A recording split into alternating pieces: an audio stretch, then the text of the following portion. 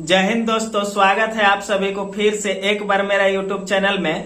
मैं आपके लिए लेकर आ गया हूं जो कि आकांक्षा 40 का रिवीजन का सेकेंड वीडियो यानी कि दूसरा का वीडियो ये है। आप आराम से वीडियो देखते रहिए, अपना एग्जाम का तैयारी करते रहिए, पूरा एग्जाम का तैयारी हो जाएगा, ठीक है। और जैसे ही जैक बोर्ड जो झारखंड बोर्ड है आपका मॉडल पेपर जारी करेगा, मैं मॉडल पेपर का भी सोल्यूशन करवा दूंगा सारे सब्जेक्ट का। आपको किसी प्रकार का दिक्कत नहीं होगा एग्जाम के लिए, मतलब कि आपको सोचना नहीं है, बस आप अपना तैयारी करते जाइए। और जितना भी मैं रिवीजन करवाते जा रहा हूँ वे सारे रिवीजन को आप पूरा कर लेंगे, ठीक है। उसके बाद आपका एग्जाम का पूरा प्रोसेस जो है कि सिलेबस के अनुसार कंप्लीट हो जाएगा, ठीक है। अब जैसा कि आप जान रहे हैं कि जब हम इस वीडियो में मैं बताने वाला हूं कि जो आपका आकांक्षा 40 है इसका दूसरा का वीडियो है, इसमें भी मैं क्वेश्चन बताऊंगा। और जितना भी क्वेश्चन मैं बताते जा रहा हूं सारे क्वेश्चन का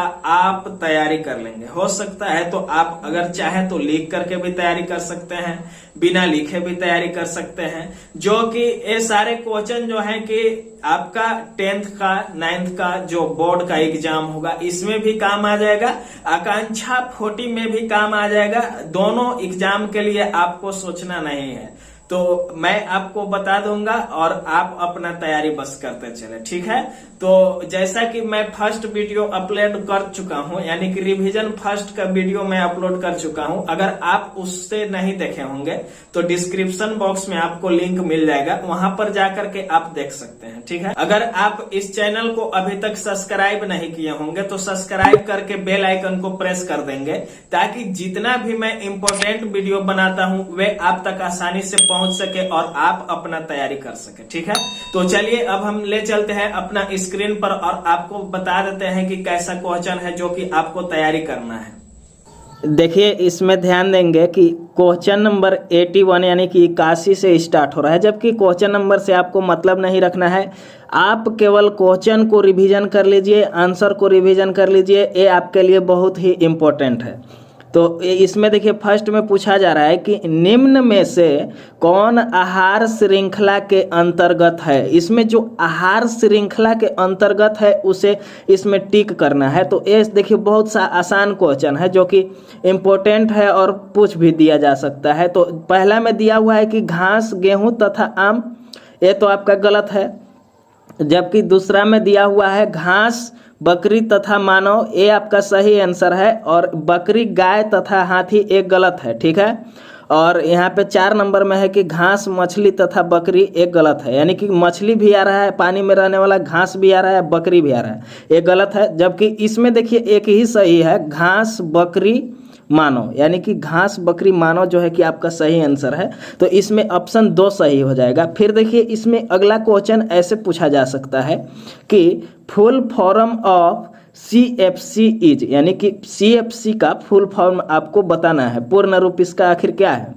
तो इसका आपका सही आंसर हो जाएगा क्लोरोफ्लोरोकार्बन, यानी कि CFC का फुल नेम होता है क्लोरोफ्लोरोकार्बन। याद रखेंगे CFC का फुल नेम होता है क्या, क्लोरोफ्लोरोकार्बन, ठीक है।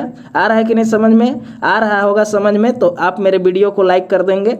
फिर देखिए आपका अगला प्रश्न ऐसे पूछा जा सकता है कि एक बच्चा जो उसके पिता से, खाली स्थान है, क्रोमोजोम प्राप्त करता है तो वह लड़की होगी। आखिर लड़की होगी तो पिता से आखिर उसको क्या मिलना चाहिए? तो पिता से उसके पिता के अंदर में, यानी कि पुरुष जाति में XY होती है, जबकि लड़की जाति में XX होती है। तो इधर से तो ऑलरेडी उसको X मिल गया, जबकि पिता से उसको मिलना चाहिए X, तभी जा करके तो लड़की का जन्म होगा। यानी कि लड़की होने के लिए पिता से उसको क्या चीज़ की ज़रूरत है? X की। तो इसमें देखिए आसानी से समझ में आ गया X, यानी कि इसका ऑप्शन नंबर 1 सही है, ठीक है। फिर देखिए आपका अगला प्रश्न ऐसे पूछा जा सकता है कि मेंडल संबंधित है। आखिर मेंडल किसके संबंधित है? ये 4 ठे ऑप्शन दिया हुआ है, इसमें से किसके संबंधित है? ऑप्शन 1 में है कि विशेष गुण लक्षण से उत्तराधिकारी मिलने के नियम से, तो ये आपका सही आंसर है, ठीक है। और बाकी जो नीचे दिया हुआ है बाएं हाथ नियम से, परिस्थिति की, परपोषण, तो ये तीनों जो है कि गलत है, जबकि ये आपका पहला आंसर सही है और ये आपका रिवीजन 1 में भी क्वेश्चन है जो कि VVI ले लेंगे आप इसको। हो सकता है कि शायद पूछ दे तो आप वहाँ पे याद रखेंगे तो बन जाएगा आसानी से। फिर देखिए आपका अगला प्रश्न है, इसमें देखिए पूछा जा रहा है कि आपके शरीर में अपेंडिक्स का स्थान है, आखिर अपेंडिक्स का कौन सा स्थान होता है भाई शरीर का? तो अपेंडिक्स का स्थान जो है कि बड़ी आंत होता है, बड़ी आंत में ही अपेंडिक्स होने की संभावना होती है, ठीक है। जबकि जठर, गुदा और अग्न्याशय ये आपका अपेंडिक्स का स्थान नहीं है, इसलिए इसमें कौन सा सही हो जाएगा? ऑप्शन 1 बड़ी आंत। फिर देखिए अगला प्रश्न है, इसमें पूछा जा रहा है कि पुस्तक ऑरिजिन ऑफ स्पीसीज लिखा गया था, आखिर पुस्तक जो ऑरिजिन ऑफ स्पीसीज है यह किसने लिखे थे, किसके द्वारा लिखा गया था? तो एक क्वेश्चन VVI है, फर्स्ट वाला रिवीजन में भी ये पूछा गया है, इसलिए इसमें जो है कि ऑरिजिन ऑफ स्पीसीज पुस्तक का लेखक चार्ल्स डार्विन थे, यानी कि चार्ल्स डार्विन द्वारा लिखा गया था, ठीक है। आप इसे याद रखेंगे, इस ऑरिजिन ऑफ स्पीसीज पुस्तक का लेखक कौन थे? तो चार्ल्स डार्विन द्वारा, ठीक है। फिर देखिए आपका अगला प्रश्न है, इसमें देखिए पूछा जा रहा है कि स्यूडोपोडिया पाया जाता है, आखिर स्यूडोपोडिया जो है कि कहाँ पाया जाता है? ऑप्शन 1 में दे देगा कि मछली में, ऑप्शन 2 में दे देगा मेढक में, ऑप्शन 3 में दे देगा अमीबा में, ऑप्शन 4 में दे देगा जीवाणु में। तो आखिर आप पढ़े रहेंगे तब ना आखिर वहाँ पे चूज करेंगे सही आंसर। तो इसका आपका सही आंसर हो जाएगा अमीबा में, यानी कि स्यूडोपोडिया जो है, स्यूडोपोडिया यह अमीबा में पाया जाता है, ठीक है। क्लियर हो गया। फिर देखिए आपका अगला प्रश्न, इसमें देखिए क्या पूछा जा रहा है कि प्रतिवर्ती क्रिया नियंत्रित करती है, यानी कि प्रतिवर्ती क्रिया जो है कि क्या नियंत्रित करती है? तो प्रतिवर्ती क्रिया जो है कि CNS से नियंत्रित करती है, यानी कि CNS नियंत्रित से, ठीक है। यानी कि इसमें सही आंसर ऑप्शन 1 हो जाएगा। क्लियर है। देखिए फिर अगला प्रश्न इसमें पूछा जा रहा है कि मुकुलन होता है, आखिर मुकुलन जो है होता है तो वह कहाँ होता है? तो एकदम आसान सा क्वेश्चन है, पहले से भी आप पढ़ते आ चुके होंगे। ऑप्शन 1 में देखिए दिया हुआ है कि प्लेनेरिया में, ऑप्शन 2 में है कि अमीबा में, ऑप्शन 3 में है कि हाइड्रा में, ऑप्शन 4 में है कि इनमें से कोई नहीं। तो दोस्त जब आप पहले पढ़ चुके हैं तो आप काहे कंफ्यूज हो रहे हैं? इसका सही आंसर हो जाएगा हाइड्रा में, यानी कि मुकुलन कहाँ होता है? हाइड्रा में, ठीक है। क्लियर हो गया। फिर देखिए आपका अगला प्रश्न है, इसमें पूछा जा रहा है कि पक्षमाभ पेशी पाई जाती है, आखिर पक्षमाभ पेशी जो है कि कहाँ पे पाई जाती है? ऑप्शन 1 में दे देगा हृदय में, ऑप्शन 2 में दे देगा जांघ में, ऑप्शन 3 में दे देगा आँख में, ऑप्शन 4 में दे देगा कान में। तो ये आपका जो पक्षमाभ पेशी होता है ये तो आँख का ही भाग है, यानी कि आँख में पाई जाती है। इसका सही आंसर ऑप्शन 3 हो जाएगा, ठीक है। क्लियर हो गया। क्या क्लियर हुआ कि पक्षमाभ पेशी कहाँ पाई जाती है? तो आँख में पाई जाती है। फिर देखिए हम लोग आगे बढ़ते हैं, इसमें देखिए अगला प्रश्न पूछा जा रहा है कि प्रेसबायोपिया एक बीमारी है जो ... में होती है, ठीक है। यानी कि यह जो बीमारी है यह कहाँ होती है? ऑप्शन दे देगा जठर, ऑप्शन दे देगा मस्तिष्क, गला, आँख। तो इसका आपका सही आंसर हो जाएगा आँख, यानी कि प्रेसबायोपिया जो बीमारी है यह आँखों का बीमारी है और यह आँख में होती है, ठीक है। कहाँ होती है? आँख में होती है। क्लियर हो गया।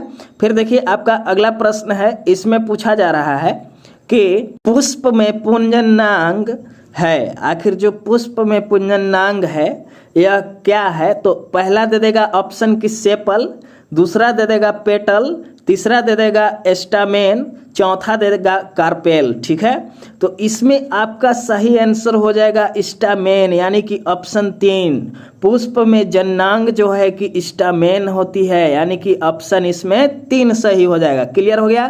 क्या क्लियर हुआ दोस्त कि इस पुष्प में जो पुंजनांग होती है स्टामेन होती है, यानी कि स्टामेन है, ठीक है। देखिए हम लोग आगे बढ़ते हैं। अगला प्रश्न देखिए इसमें क्या पूछा जा रहा है कि भ्रूण को मां के रक्त से पोषण एक विशेष ऊतक की सहायता से मिलता है जिसे कहते हैं। आखिर भ्रूण को जो है कि मां के रक्त से पोषण उसे जो ऊतक से मिलती है उससे हम लोग क्या कहते हैं। तो इस ऑप्शन दे देगा आपको यूटेरस, ऑप्शन 2 में देगा प्लासेंटा, ऑप्शन 3 में दिया जा सकता है कि जायगोट, ऑप्शन 4 में हो रहेगा इनमें से कोई नहीं। तो आप कंफ्यूज नहीं होंगे। जो भ्रूण को भोजन मिलता है उसकी माँ के जो रक्त से भोजन मिलती है उस ऊतक को क्या कहते हैं, तो उसको कहते हैं प्लेसेंटा। यानी कि इसमें ऑप्शन 2 सही हो जाएगा। प्लेसेंटा ऊतक के मदद से ही जो भ्रूण होता है उसको भोजन मिलता है। ठीक है, क्लियर हो गया। फिर देखिए इसमें अगला प्रश्न है। इसमें पूछा जा रहा है कि पाचन के बाद प्रोटीन परिवर्तित होता है। आखिर जो पाचन के बाद प्रोटीन परिवर्तित होता है वह क्या चीज में परिवर्तित होता है, यही चीज आपसे पूछा जा रहा है। ऑप्शन 1 में दे देगा कि कार्बोहाइड्रेट में, ऑप्शन 2 में देगा कि ग्लाइकोजेन में, ऑप्शन 3 में दे देगा कि अमीनो में, ऑप्शन 4 में रहेगा कि स्टार्च में। तो इसका आपका सही आंसर हो जाएगा अमीनो में। यानी कि जो पाचन के बाद प्रोटीन होता है वह क्या चीज में बदल जाता है, तो अमीनो अम्ल में। ठीक है, ये आपका क्लियर हो गया और ये VVI क्वेश्चन है, आप इसे याद रखेंगे। फिर देखिए इसमें अगला प्रश्न है कि प्रकाश संश्लेषण का मुख्य स्थल है। जो प्रकाश संश्लेषण होता है उसका मुख्य स्थल कौन है। ऑप्शन 1 है कि पत्ती, ऑप्शन 2 है कि तना, ऑप्शन 3 है क्लोरोप्लास्ट, ऑप्शन 4 है कि द्वारक कोशिका। ठीक है, द्वार कोशिका। तो इसमें आपका सही आंसर हो जाएगा ऑप्शन 3 यानी कि क्लोरोप्लास्ट। प्रकाश संश्लेषण का मुख्य स्थल कौन होता है, तो क्लोरोप्लास्ट होता है। क्लियर हो गया। फिर देखिए आपका अगला प्रश्न है। इसमें पूछा जा रहा है कि बम्बू इज ए, यानी कि बांस है। ठीक है, तो बांस एक कैसा है, तो बांस देखिए इसमें ऑप्शन है पेड़, ऑप्शन 2 में है झाड़ी, ऑप्शन 3 में है दैत्यदार उष्णकटिबंधीय घास, ऑप्शन 4 में है कि जड़ी बूटी। ठीक है, तो इसमें आपका सही ऑप्शन हो जाएगा ऑप्शन नंबर 3। आप इसमें याद रखेंगे। ठीक है, फिर देखिए आपका अगला प्रश्न है। इसमें देखिए क्वेश्चन पूछा जा रहा है कि रिकेट्स बीमारी का कारण है, यानी कि जो रिकेट्स बीमारी होता है इसका कारण क्या होता है। इसमें ऑप्शन 1 में है कि विटामिन ए की कमी से, ऑप्शन 2 में है कि विटामिन डी की कमी से, ऑप्शन 3 में है कि विटामिन सी की कमी से, ऑप्शन 4 में है कि प्रोटीनों का निम्न अंतर्ग्रहण। ठीक है, तो इसमें आपको पता होना चाहिए कि रिकेट्स बीमारी जो है कि ऑप्शन डी की कमी से होता है। यानी कि इसमें सही आंसर हो जाएगा ऑप्शन 2 यानी कि विटामिन डी की कमी से। ठीक है, क्लियर हो गया कि विटामिन डी की कमी से कौन सी बीमारी होती है, तो रिकेट्स बीमारी होती है। ठीक है, फिर देखिए इसमें आगे क्वेश्चन है कि पेचिस तथा इन्फ्लुएंजा होने का कारण है, यानी कि इसका होने का क्या कारण है इसमें देखिए बताना है। इसमें देखिए ऑप्शन है कि जीवाणु, विषाणु, क्रमशः जीवाणु तथा विषाणु, क्रमशः विषाणु तथा जीवाणु। ठीक है, तो इसमें आपका सही आंसर 3 है जो कि जीवाणु तथा विषाणु दोनों से होता है। तो आप इसमें जीवाणु तथा विषाणु दोनों से याद रखेंगे। फिर देखिए आपका अगला प्रश्न पूछा जा रहा है। ये प्रश्न आपका VVI है। ठीक है, पूछा जा सकता है। इसमें देखिए है कि C4 चक्र के नाम से भी जाना जाता है। आखिर C4 चक्र के नाम से हम लोग किसको जानते हैं, तो देखिए ऑप्शन 1 में है कि केल्विन चक्र, ऑप्शन 2 में है कि क्रेबस चक्र, ऑप्शन 3 में है कि हैच एवं स्लैक चक्र, ऑप्शन 4 में है कि कोशिका चक्र। तो इसमें आपका सही आंसर हो जाएगा हैच एवं स्लैक चक्र। हैच एवं स्लैक चक्र जो है उसको C4 चक्र के नाम से भी जाना जाता है। ये VVI क्वेश्चन है, आप इसको याद ही रखेंगे दोस्त। कौन सा चक्र, यानी कि C4 चक्र किसको जानते हैं और इसका दूसरा नाम से, तो हैच एवं स्लैक चक्र को C4 चक्र के नाम से जाना जाता है। है। फिर देखिए आपका अगला प्रश्न है, इसमें पूछा जा रहा है कि निम्नलिखित में से कौन एक पादप हार्मोन नहीं है। जो पादप हार्मोन नहीं है उसको इसमें टिक करना है। ए भी प्रश्न है। तो देखिए इसमें जैसा कि यहाँ पे ऑक्सिन जो है कि पादप हार्मोन है, जिब्रेलिन जो है कि ये भी पादप हार्मोन है, एबीए जो है कि ये भी पादप हार्मोन है, जबकि इसमें इंसुलिन जो है कि पादप हार्मोन नहीं होता है। तो इसमें ए आपका सही आंसर है। हम देखिए आपको बता देते हैं कि आप कैसे याद रखेंगे। जितने भी पादप हार्मोन है ये तीनों का नाम आप याद रख लेंगे। तो अगर ये तीनों आप नाम याद रख लेंगे तो जो नहीं है वो तो आपको आसानी से पता चल जाएगा। अगर कहीं पूछ दिया जाए कि पादप हार्मोन है तो ये तीनों याद रखेंगे तो आप वहाँ पे आंसर टिक कर सकते हैं। ठीक है, क्लियर हो गया।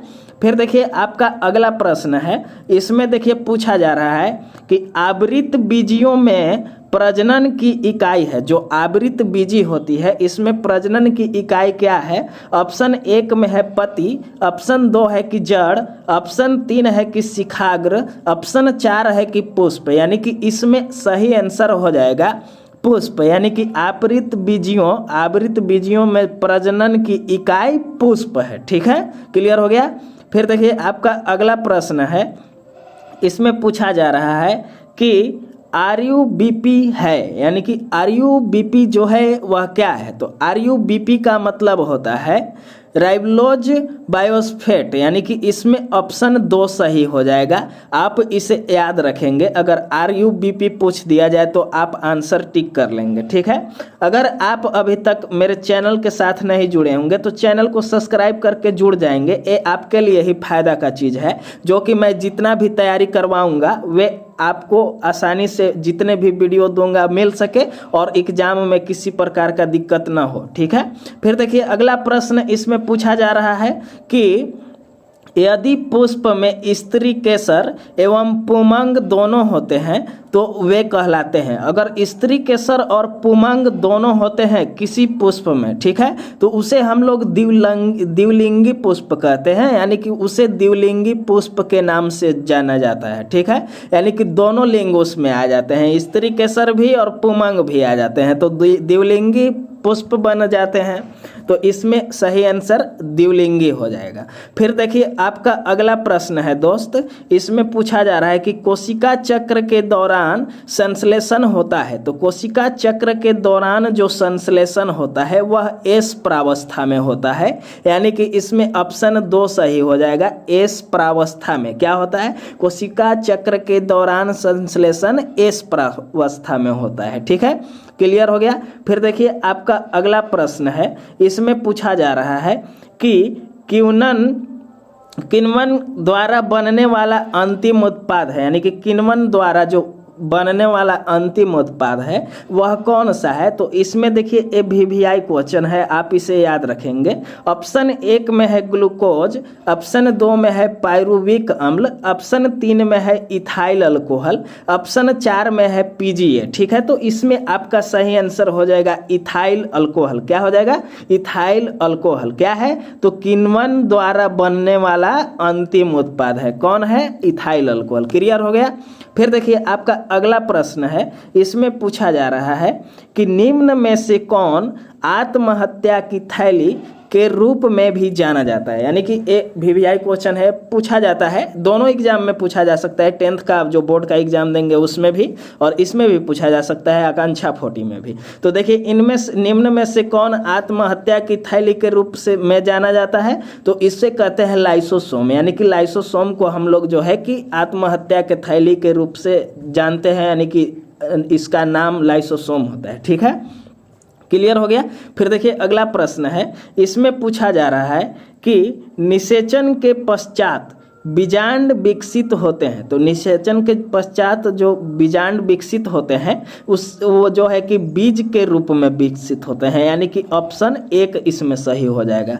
फिर देखिए अगला प्रश्न है, इसमें पूछा जा रहा है कि फलों के पकने के लिए कौन सा हार्मोन उत्तरदायी है? आखिर जो फल होते हैं उसको पकने के लिए कौन सा हार्मोन का जरूरत होता है?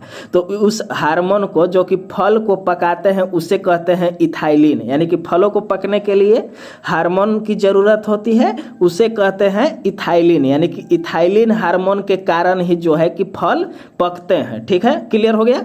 फिर देखिए अगला प्रश्न है, इसमें पूछा जा रहा है कि ब्रायोफाइटा में मादा जनन अंग कहलाता है। यानी कि ब्रायोफाइटा में जो मादा जनन अंग है वह कहलाता है, वह क्या चीज कहलाता है? तो इसमें देखिए आपका सही आंसर हो जाएगा आर्चिगोनियम। यानी कि उसे आर्चिगोनियम कहते हैं, इसमें आर्चिगोनियम सही आंसर हो जाएगा। ठीक है, याद रखेंगे, ये पूछा जा सकता है, ये प्रश्न को VVI ले लेंगे। ठीक है, अगर आपको समझ में आ रहा होगा तो एक छोटा सा प्यारा सा कमेंट कर देंगे दोस्त, जिससे कि हमको मोटिवेशन मिलेगा और मैं आपको इसी तरह से तैयारी करवाते रहूंगा। ठीक है, देखिए फिर आगे इसमें क्वेश्चन पूछा जा रहा है कि विनाइट्रीकरण के द्वारा किया जाता है। विनाइट्रीकरण आखिर किसके द्वारा किया जाता है? ये VVI क्वेश्चन है, एकदम याद रखेंगे।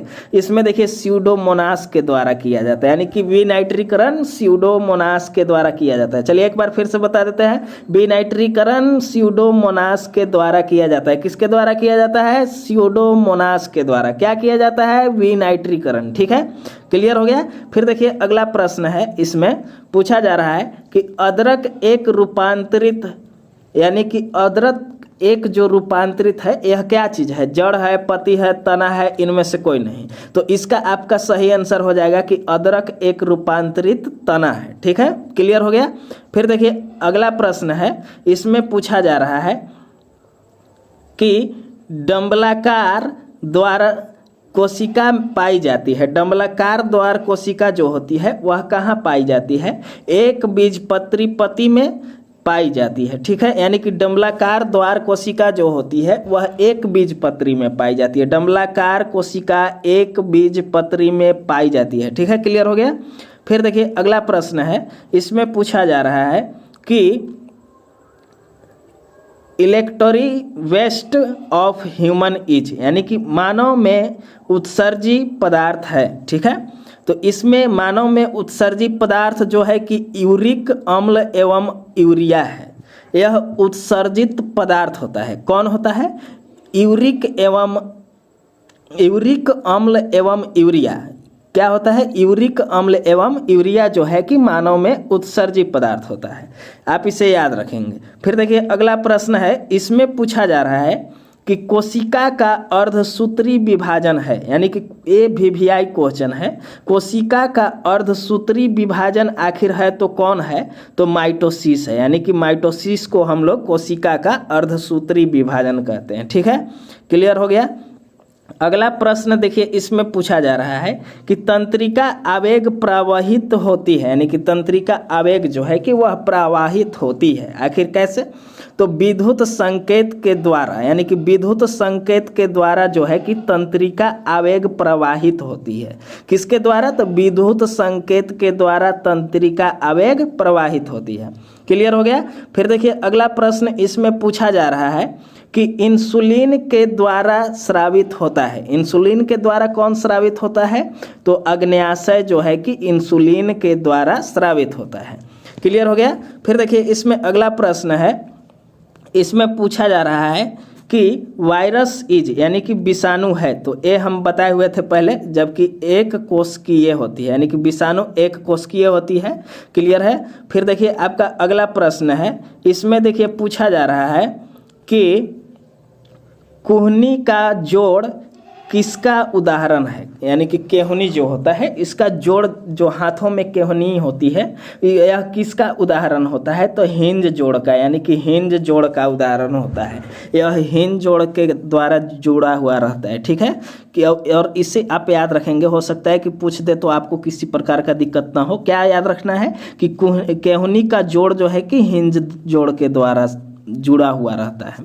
फिर अगला प्रश्न है, तो इसमें देखिए पूछा जा रहा है कि वसा का सबसे साधारण रूप है, जो वसा का सबसे साधारण रूप होता है उसे ओसलीय अम्ल कहते हैं, यानी कि वसीय अम्ल कहते हैं। ठीक है, वसा है तो वसीय और अम्ल हो जाता है। क्लियर हो गया।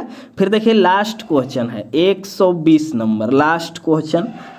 इसमें पूछा जा रहा है कि डीएनए आरएनए से किसके कारण भिन्न है। तो डीएनए और आरएनए में जो है कि कौन सा ऐसा चीज है इस ऑप्शन के अनुसार जिससे कि यह भिन्न होता है, तो थायमिन के कारण भिन्न होता है। ठीक है, आप इसे याद रखेंगे। ये आपका लास्ट क्वेश्चन था। क्लियर हो गया। अगर आप अभी तक चैनल के साथ नहीं जुड़े होंगे तो चैनल को सब्सक्राइब करके बेल आइकन को प्रेस कर देंगे और जुड़ जाएंगे। अगर वीडियो को लाइक नहीं किए होंगे तो वीडियो को एक लाइक कर दीजिए और एक प्यारा सा छोटा सा कमेंट कर दीजिए। फिर मिलते हैं हम आपके लिए अगला नेक्स्ट वीडियो लेकर के, जो कि पूरा एग्जाम के टारगेट के साथ। ठीक है, तो अगला वीडियो लेकर के, और जितने भी वीडियो मैं दूंगा वे सारे आप वीडियो को देख लेंगे, क्लियर हो जाएगा।